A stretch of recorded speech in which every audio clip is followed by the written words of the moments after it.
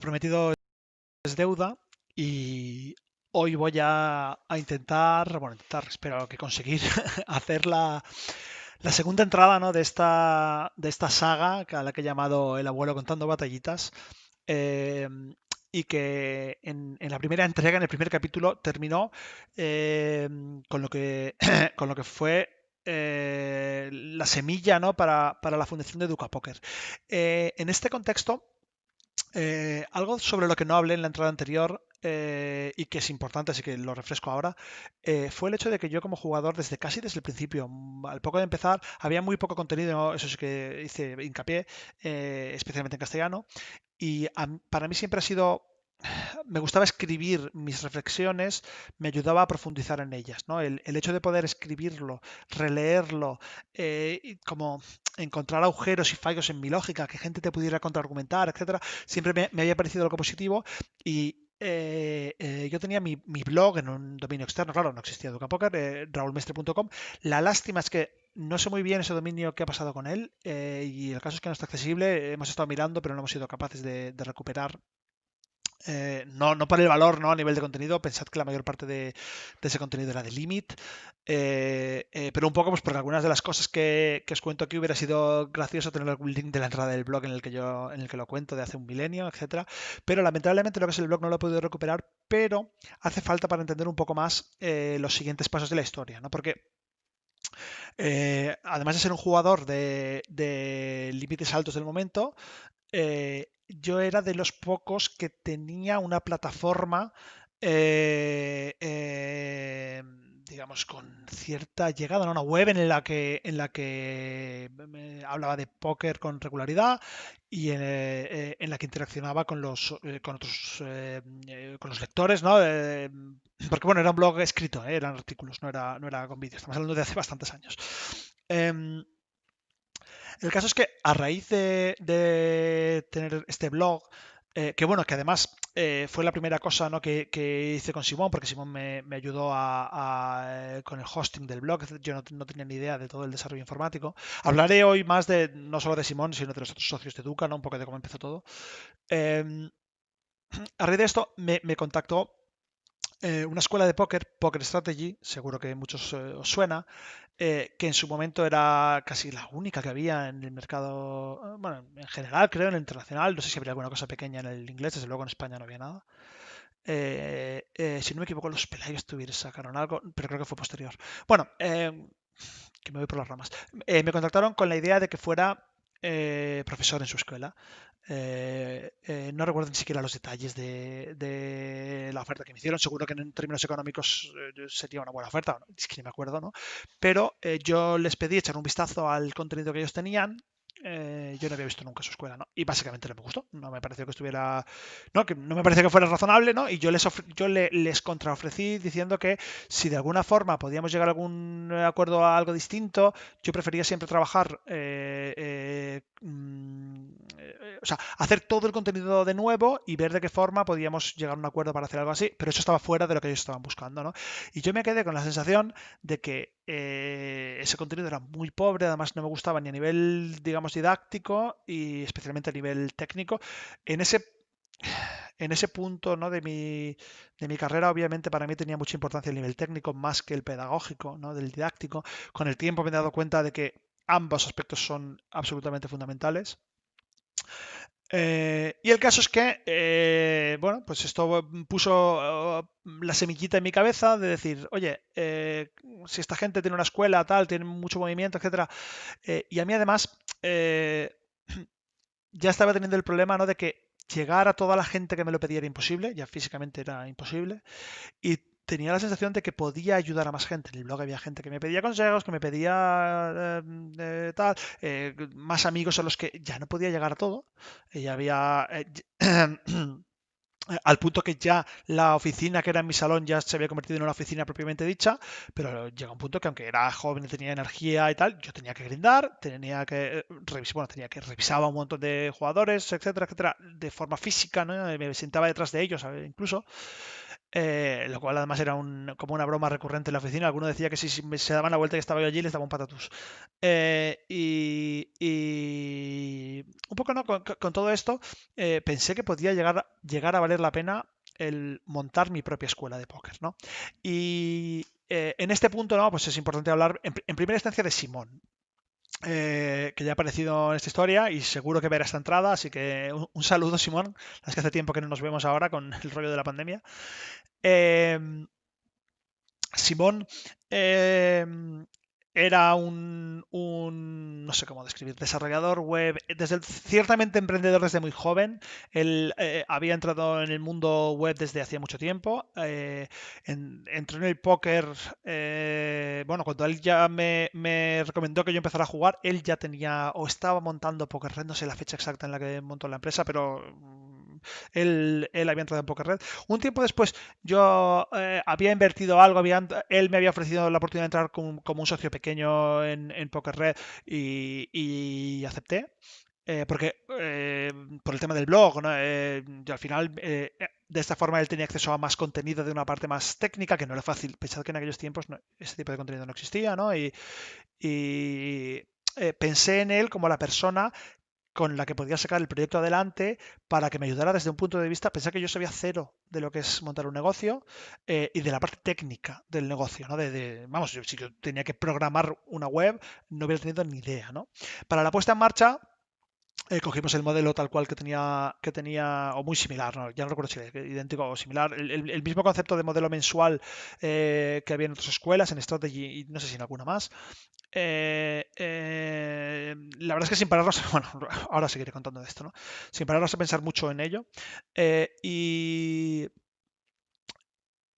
y esto fue en junio, creo, de 2008, si no estoy recordando mal las fechas.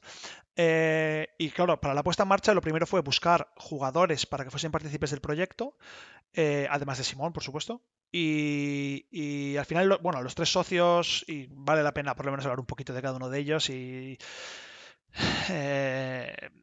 Recuerdo con mucho cariño también toda esta historia, ¿eh? Los tres socios que entraron, además de Simón, fueron JL. No sé cuántos de aquí sabréis siquiera quién era JL, creo que era JL1. Alex Forever, al que seguro que alguno de aquí conocéis de ahora del mundo de los bitcoins. Y Talai, al que sin duda conoceréis, al menos de oídas, los que remotamente hayáis jugado a Magic en la última, no sé, década, voy a decir. Bueno, en este caso, mi elección de los socios fue desde un punto de vista puramente de jugador de póker, y en ese sentido, bueno, en el caso de JL también tenía ya cierta experiencia él como empresario. Él tenía sus pequeños negocios y sus historias, y eso también me pareció algo útil. Em, con el tiempo, los tres han acabado, bueno, los cuatro de hecho, han acabado saliendo de la empresa por diferentes motivos. En el caso de Simón es importante para la historia y lo explicaré. En el resto, pues en algunos casos era porque eran jugadores de póker que en realidad no estaban, o sea, lo que ellos querían de una empresa no era lo que, no sé cómo llamarlo, el trabajo del mundo real, ¿no? En el caso de Talai se acabó dedicando al Magic con muchísimo éxito y la verdad es que me da cierta envidia, ¿eh? ¿No? Ese tipo de vida vamos, que también hubiera disfrutado, ¿no? De ser jugador de Magic al máximo nivel, supongo. En el caso de Alex Forever se pasó el juego por arriba. Alex probablemente... He conocido mucha gente talentosa en este tiempo, son muchos años, y los jugadores de póker de nivel muy alto siempre es gente con altas capacidades normalmente cognitivas y de razonamiento y de lógica, a veces también eh, con mayor autocontrol o control de sus emociones de lo normal. Es difícil si no llegar a los niveles más altos, pero en todo este tiempo yo no he conocido a nadie como Alex, a nivel al menos eso, de capacidad intelectual bruta. Para mí Alex Forever en ese sentido era una persona asombrosa, ¿no? No diré mucho más tampoco. Eh, eh, y bueno, con ellos, ¿no? Empezamos a trabajar. La puesta en marcha del proyecto, como os digo, fue 2008. Lo que es el empezar a trabajar en lo que sería creación de contenido, desarrollo, etcétera, etcétera. Y aquí tuvimos un problema muy gordo que nos retrasó el lanzamiento, que además de, ¿no? de tener que hacer un contenido, no podía salir a cero, digamos, pero además de toda la creación de contenido, tuvimos el problema de que primero empezamos con la idea de subcontratar, con la idea de que la web iba a ser algo relativamente sencillo, subcontratarla a una empresa. Y esto nos hizo perder por lo menos 4 o 5 meses, porque básicamente, o sea, diría que nos timaron. Llega un punto, no, que lo de timar o no timar, pero vamos, que nosotros pagamos pues el primer 25 o 30%, pasaron los meses y allí no había nada hecho, el proyecto no había avanzado y Simón decidió implicarse mucho más en el proyecto. eh, eh, que ahí es cuando Simón entró con un porcentaje más alto de la empresa. Bueno, al final el acuerdo exacto no importa, pero Simón fue el que ya se ocupó y hicimos el desarrollo in-house en vez de hacerla con una tercera empresa, lo cual acabó siendo el mayor acierto probablemente, lo que hizo que la empresa fuera viable, ¿no? Yo en retrospectiva lo pienso, con los problemas que atrajo, que obviamente todas las decisiones de este tipo tienen sus pros y sus contras, pero la desarrolló Simón con su pequeño equipo al principio, ese equipo luego se hizo gigante, más adelante hablaremos de ello, y fue uno de los problemas que tuvimos en la empresa después. Todas esas cosas os iré contando, ¿no? Pero en fin, el caso es que gracias a Simón y Simón es un, bueno, ahora estará trabajando seguro de jefe de algún equipo de programación en alguna empresa top, porque es alguien con muchísima experiencia, conocimiento y capacidad, y sacamos adelante el proyecto de Educa, ¿no? Claro, yo ya etcétera, etcétera, y un poco las expectativas que tenía, sobre todo Simón como socio grande, eran unas, ¿no? Yo era más optimista que él, y cuando lanzamos la web, la realidad fue mucho mejor que las expectativas, incluso que las mías optimistas. Y rápidamente lo que tuvo sentido para Simón, que Simón tenía poker red y tal, fue dedicarse a Educapoker. Llegamos a un acuerdo para juntar las empresas porque Educapoker tenía mucho potencial, ¿no? Y en ese momento de mi vida, ¿no? Yo me convertí en voy a llamar un hombre de negocios, algo que no había sido nunca antes, y esa fue una etapa de mi vida extremadamente dedicada al trabajo, ¿no? Todas las mañanas me levantaba pronto, iba a la oficina, hacía primero mi parte como jugador de contenido y luego mi parte como, pues te voy a llamarle hombre de negocios, a reuniones con salas, pensar en el modelo de la escuela, en todo, ¿no? Desde la parte de marketing hasta la parte de... O sea, yo estaba encima de todos los procesos de cómo se hacía cada cosa, entender, aprender, no sabía de un montón de cosas, aprendí mucho, en fin, desde analítica web hasta lo que implica tener programadores in-house, te da flexibilidad y te evita ciertos tipos de errores, pero al mismo tiempo, en fin, que todo tiene sus pros y sus contras, como digo, ¿no? Y aprendí un poco del funcionamiento de todo esto, de la gestión de personal, una empresa que crece en estos primeros meses, al poco de empezar, estábamos sobrepasados de trabajo, entró enseguida mi hermano primero, en parte como profesor, enseguida cogí un rol de informático en la empresa, y Álvaro como profesor. De hecho, de este grupo de socios, los dos siguen, bueno, ya lo sabéis creo, pero los dos siguen con nosotros. Eh, y bueno, algunas, en fin, si me pongo a nombrar todas las personas que pasaron por la empresa, seguro que me dejo alguno encima y sería hasta problemático, ¿no? Skew también empezó muy al principio y sigue, no sé, los años que lleva Skew trabajando con nosotros. Skew era amigo de Simón, lo conocía, no sé si del instituto, creo. Y entre otros, ¿no? De los que han pasado por la empresa, Nepundo, Cuato, seguro que algunos de vosotros os suenan o los conocéis, de los que lleváis más tiempo en la comunidad. Y recuerdo de aquella época que una de las cosas que en la comunidad se decía o se comentaba era que un jugador de mi perfil, con lo que ganaba en las mesas y tal, que no era posible que me mantuviera vinculado a un proyecto de este tipo, porque ya básicamente era algo muy común, ¿no? Que en alguna escuela o alguien empezaba un proyecto y duraba 3 meses porque la rentabilidad no era la que ellos esperaban. En mi caso, obviamente siempre vas a ganar más dinero. Esto creo que lo comenté alguna vez. Si grindas high stakes y ganas a buen win rate, nada te va a dar más dinero que eso. O no sé, ya tendrías que montar algo muy grande. Se gana muchísimo dinero cuando eres un. Pensé que además en la época había más dinero que ahora, si cabe, si cabe.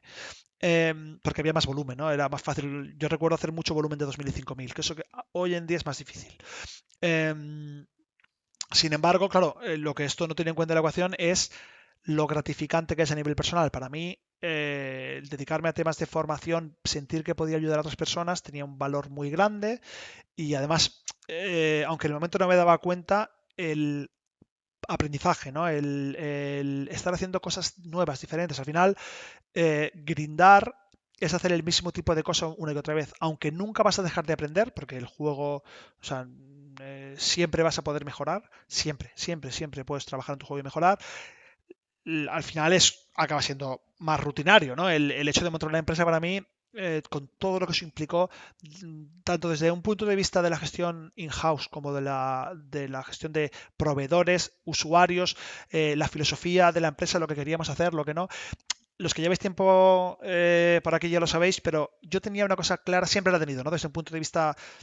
Y esto, a ver, tanto in-house como de cara a los usuarios, y es que yo siempre he intentado hacer Educa lo que a mí me hubiera gustado encontrar como escuela de póker, ¿no? Con las limitaciones humanas, ¿no? Lo que físicamente es posible al final conseguir, pero hacer algo, y yo siempre digo, ¿no? Que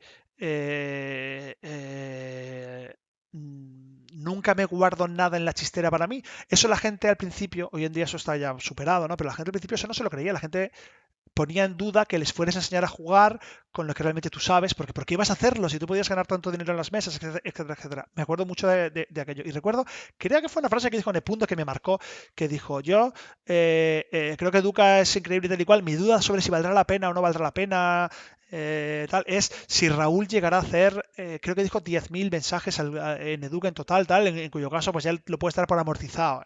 Estamos hablando de hace muchos años, ¿no?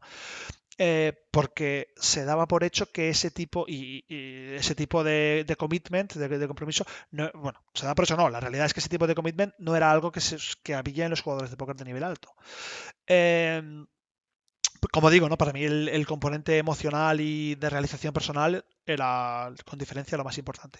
En aquella época recuerdo mucho mi vida como eso, voy a decir businessman, con viajes de negocios. Recuerdo una charla que nos fuimos a un hotelito que era precioso, invitados a unas conferencias y hacer una conferencia sobre modelos de afiliación y sobre formación en el póker y sobre no sé cuántos y sobre no sé menos, cuando yo casi estaba aprendiendo más que ¿no? Que recuerdo que fue con JL aquello. Y que estaba allí el fundador bueno, aquí había, o sea, gente importante del sector, ¿no? El tratar con las diferentes salas y el cómo te percibían, etcétera, etcétera, que al final, con el paso del tiempo te das cuenta de lo que eres para las salas, que obviamente somos un cero a la izquierda, ¿no?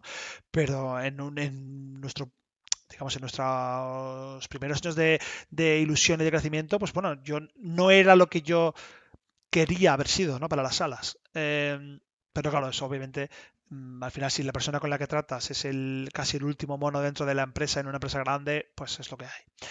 Em, Recuerdo también el primer aniversario, aunque ya hace tantos años que mis recuerdos ya se mezclan de unos eventos con otros. Tenéis un link con el vídeo para que veáis también lo que ha podido cambiar el equipo de marketing, incluso el logo, la famosa Educapica que sale ahí en el vídeo, etcétera, etcétera. Todo, bueno, famosa, ya no es famosa, claro, ya nadie se acordará de ella, solo os acordaréis tres de ella. Eh, y aquella época fue una época de actividad brutal, de no parar ni un momento, nunca, porque recuerdo que mi rutina incluía eso, por la mañana ir a trabajar, primero contenido, luego muchos días temas de, pues eso, de empresa, de decisión de negocios, y luego por las tardes irme a grindar, a veces revisar a alguno de los jugadores allí, y ya pues pasarme toda la tarde grindando, apenas paraba a comer, comer rápido, grindar, y hasta la noche, bueno, en fin, no me podía acostar muy tarde, claro, pero a la mañana siguiente yo creo recordar que a las 10 como tarde estaba en la oficina. Y entonces, claro, aunque intentaba algo por la noche, una rutina que la pienso ahora y muero del agotamiento, ¿no? Pero ese era el nivel de ilusión, de energía, de actividad que podía. También era, claro, mucho más joven que ahora, lógicamente. Y sin dos niños, que con todo lo bueno que tienen, resulta a veces cansado, lógicamente, ¿no? Ya al poco pues igual de llevar esta dinámica, a pesar de lo que os estoy diciendo, empezó a resultarme costoso grindar, ¿no? De agotamiento. Era de todas las actividades del día la que menos me motivaba y la que fui aparcando en parte.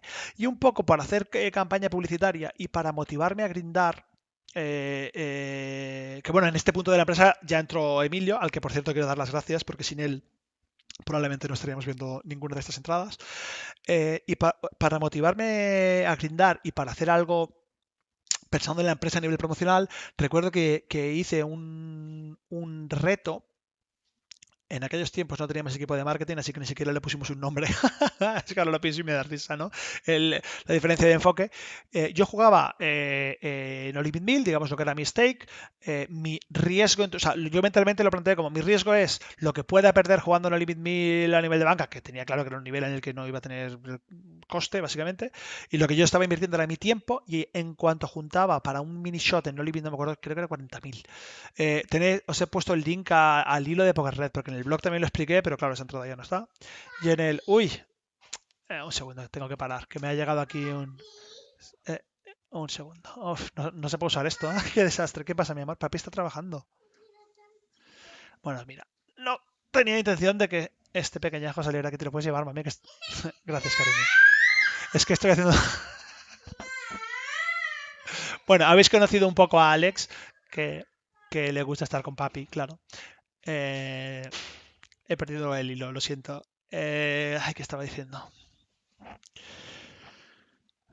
Ah, sí, que lo del reto que acabé jugando con Dur, que era como el top reg del momento, que yo jugaba No Limit 1000 en Star, si no recuerdo mal. Está en el reto, en el hilo, si alguno tiene curiosidad por leer también un poco cómo pensaba la gente en la época y las percepciones que tenía de la época. Hay comentarios graciosísimos en ese hilo, yo no me acordaba de nada de eso. Gente diciendo que si Educa Poker se expandía acabaría con el póker, o gente diciendo que, bueno, de todo, claro. En fin, las percepciones de hace tantos años que las lees después, ¿no? Hay un montón de cosas y te resulta tan gracioso porque es pues lo has dicho, ¿no? Que siempre mirar con los ojos del futuro es muy... Obviamente muy injusto, ¿no? Tienes toda la ventaja de lo que realmente ha pasado, entonces, claro, se puede ser muy... pero bueno, que siempre resulta, al menos a mí, divertido.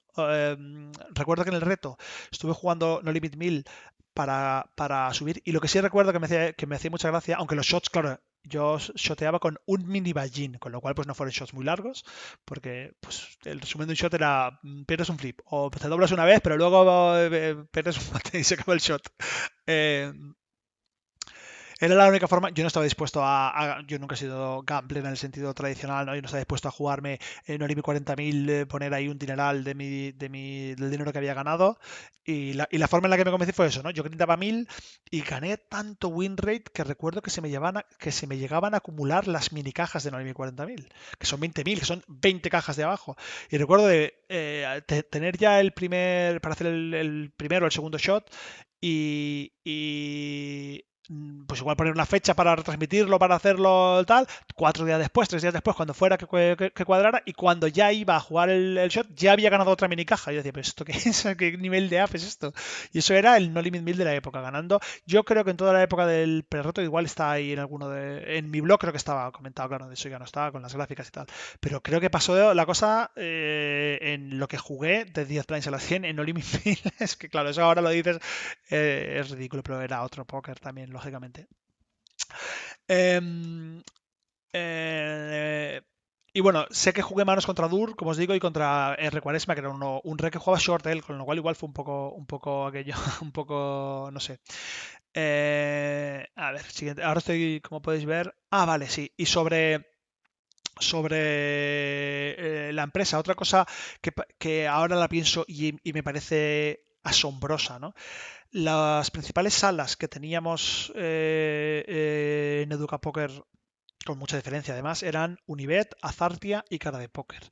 Si os dais cuenta, ninguna de las tres sigue en activo hoy. O sea que hemos sobrevivido, y esto será material de la siguiente entrada, a que desapareciesen las que eran las tres principales con mucha diferencia, ¿eh? Además, con mucha diferencia. Azartia, muchos no sabéis ni lo que es, era la sala era de la red Party, entonces ahí se podía, Party era muy grande, estamos hablando de la red.com, y ahí se puede hacer un montón de volumen. Y Cara de Póker fue un skin de ePoker que todavía sigue existiendo, ¿no? Que era nacional. Y de esto sí que tengo algo que enseñaros, que ahora os enseñaré. Claro, ya os he comentado, creo que era muy habitual en la época, muy habitual. Que hubiera equipos pro, ¿no? Equipos, y en este caso el equipo pro, que esta no me la ha facilitado Emilio, esta foto, esta la he tenido que buscar yo. Voy a ponerosla porque yo creo que esta foto lo merece. A ver, debe ser este layout. ¿No? No sé, siguen siendo fotos muy pequeñas aquí, la verdad, pero yo no sé si le conocéis porque igual ha cambiado un poco en este tiempo. Álvaro, la verdad es que está bastante más similar. Y creo, él era Caimanaco, no me acuerdo ya con la foto. Pero este de aquí, aunque no lo parezca, es Emilio. Si veis una foto suya actual, veréis por qué digo que igual no lo parece, porque la melena es diferente el cambio de look. Pero bueno, esta foto me ha parecido la que mejor ilustra lo que era un poco la época de los Team Pros, ¿no? Esta fase previa a la regulación, la otra eh, cosa que tuvo no fue que en el tema del juego en vivo, yo sigue jugando torneos en vivo, patrocinio de Univet, eh, y ahí sí que tuve varios resultados muy buenos, varios pinchazos muy grandes, ¿no? En concreto, y voy a buscar fotos también, gané el IFP, lo que sería no sé ni cómo llamarle, era una especie de campeonato del mundo organizado por la IFP, que es una asociación que no sé si sigue, la verdad es que francamente, creo que organizaron otra cosa hace unos años, no sé, no he vuelto a saber mucho de ellos, pero organizaron un torneo muy grande en Londres, que tenía una fase por equipos, por naciones, que además jugamos un día en el London Eye, allí encima de la noria, en las mesas, una cosa completamente espectacular a nivel fotogénico, desde luego. Y por aquí me vuelve el chiquitín. Es que este niño lo da todo. No sé pasaros el vídeo, me sabe mal. A ver, voy a tener que subirlo aquí porque no sé cómo voy a gestionar esto si no. A ver. Y luego jugamos un torneo individual, que es el que yo gané, ¿no? El campeonato del mundo. De esto tengo alguna foto. Y luego ese mismo año quedé cuarto en el EPT de Barcelona. Tomeu también hizo mesa final. No sé si él quedó octavo o noveno, no me acuerdo. Ya, él lo eliminaron, entre comillas, de los primeros en la mesa final. No sé si fue octavo o noveno. Voy a cambiar el layout y os voy a poner las fotos. Aquí me cuesta concentrarme con el pequeñajo aquí. No sé si al final voy a publicar esta entrada. No me gusta que ellos salgan en ningún sitio, pero tampoco sé cómo gestionarlo ahora. Eh, ay, Alex. Alex, cariño. No, dadme un segundo, chicos. Alex, cariño. Puedes ir con mami, es que papi está trabajando y necesito estar aquí. Te quiero, mi amor. Voy a intentar a ver si puedo hacerla con él. Alex, una cosa, mi amor. Si quieres estar aquí, papá está hablando, ¿vale? Porque les estoy contando unas cosas, ¿ok? ¿Vale? Me dejas que tú te quedas aquí si quieres mirando y luego salimos fuera los dos, ¿vale? Ya, ya viene la jefa. Vale. Eh, si no fuese una entrada tan larga, me plantearía volverla a empezar, pero llevo media hora y me da como suspiros fuertes. Vale, os estaba hablando, me da un poco de vergüenza también, no os voy a engañar, de las fotos de la IFP, del EPT, etcétera, que tengo aquí unas pocas. A ver, que os las pongo y el layout, claro. Debe ser esta, ¿no? Si no me equivoco. Y aquí podéis ver, ¿no? Bueno,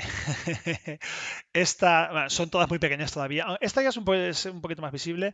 Esta es ganando el título de la IFP. Ahora os contaré alguna historieta de esto porque aquello fue un show, un absoluto show. Y esta es con Tomeu en el EPT. Como veis, lo de los equipos seguía existiendo. Y esta es mi foto. Aquí ya no estaba con Univet, por lo que veo ya Univet habría salido del mercado, imagino. Pues si no, lo hubiera llevado en la camiseta, claro. Con el pijama, ¿no? Este pijama tiene historia. Esto es en la mesa final cuando me eliminan, creo. Desde luego es una foto de lo más graciosa, es algo ahí extremadamente expresivo. Y el pijama es porque en la mesa televisada de Stars las normas sobre logos solo permiten un tamaño absolutamente ridículo. De hecho, si veis la foto, ahí podía poner Educa Poker o podía poner mi abuela baila flamenco. Y y claro, no teníamos una camiseta con un logo completamente ridículo en pequeño de tamaño, así que me la fabricaron corriendo para enviarme al día siguiente más rápido que se pudo y era de una talla, pues bueno, yo le llamaba el pijama. La verdad es que no sé qué se ha hecho del pijama, ya no sé dónde está. Me venía gigante, porque supongo que el que fuera decidió que en caso de duda mejor que sobre que falte, así que me sacaron la XXL. Y no soy pequeño, para los que no lo sepáis, vengo a medir 1,90 m, con lo cual que una camiseta me vaya así, os aseguro que era casi un vestido aquello. Eh, y sobre la IFP, sobre el torneo individual, ¿no? Casi lo más... era un torneo muy turbo, muy free roll. Yo recuerdo que cuando me dijeron de ir, ni siquiera vi la estructura del torneo y pensé, joder, me voy a ir a jugar un free roll, pero al final pensé que a nivel de marketing, algo que tenía el potencial de acabar siendo, ¿no? Yo no sabía si esto se iba a mantener en el tiempo, ¿no? Al final no se mantuvo, ¿no? Pero recuerdo varias historias, ¿no? De la IFP. Hay alguna mano mía por ahí que también os pasaré el link. Hay una con Vicky Coren que hago un contra bluff, que esa no sé por qué se hizo más famosa. La gente cuando haces algún 3 turn con aire ya les parece que es una cosa muy loca. Eh, pero bueno, que básicamente el torneo tenía una estructura muy turbo, pero había muchos jugadores que venían de Zynga Poker, de la plataforma del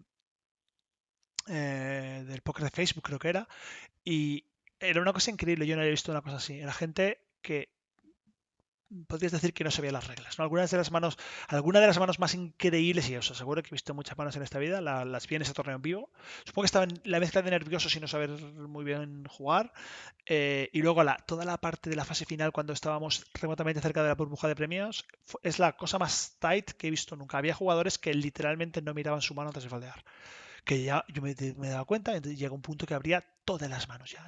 Y claro, yo entré a la mesa final con más fichas que el resto juntos, porque la burbuja de premios, igual de las dos últimas mesas hasta la mesa final, pues igual tuve VPIP 80, ¿no? Una cosa inaudita, completamente inaudita, ¿no? Acabé jugando el heads up con Vicky Coren, y al final con un flip, gané un flip ahí, un buen flip además, porque era un buen premio. Y nada, bueno, eso, que en cuanto a torneos en vivo, ¿no? Pues fue una época realmente buena. Al final son dos pinchazos importantes vamos, los dos más grandes de mi carrera en vivo. Tampoco he jugado tanto vivo, ¿no? Pero que, que ni tan mal, vaya. A ver, vuelvo ya al modo. Os pondré links con algunas de las cosas que he comentado si queréis para el que tenga más tiempo, más curiosidad o quiera ver alguna de las cosas.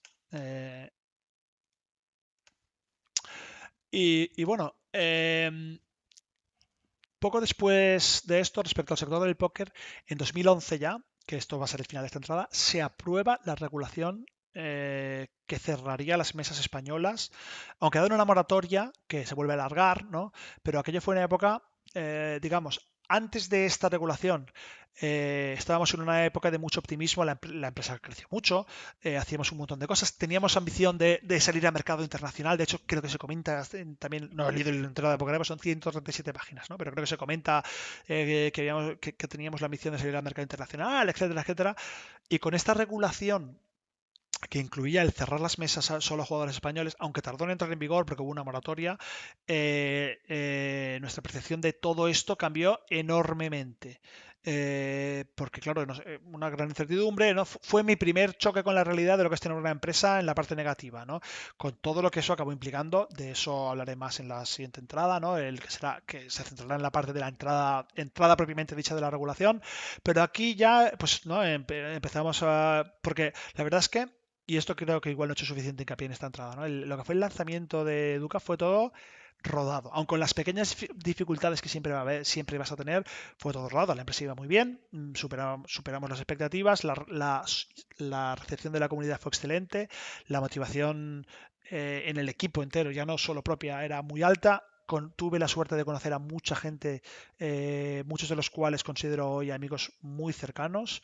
Entre ellos, quiero agradecerles especialmente a Emilio, lo menciono porque fue alguien a quien he conocido gracias a Educa y sin su colaboración esta entrada no sería posible. Eh, y con esa primera mala noticia sobre la aprobación de una regulación que iba a limitar a los españoles a jugar entre ellos, con todo lo que eso iba a implicar para mí como jugador y como empresario, pues ahí empezó un poco la época de, ¿no? Voy a decir, pues, no sé cómo llamarle, malestar o estrés o toma de decisiones de las que ya no es tan agradable. Es muy bonito tomar decisiones cuando creces y quieres crecer más y no tanto cuando llega el momento pues eso, de reducir y de prepararse para momentos malos, ¿no? Con eso me voy a despedir, de esta entrada. Y mi idea en la próxima pues será hablar de eso, de la entrada de la regulación y de esos momentos más complicados como empresario y de todo lo que eso trajo. Pues nada, chicos, me despido. Ya habéis conocido a Alex y, en fin, un saludo.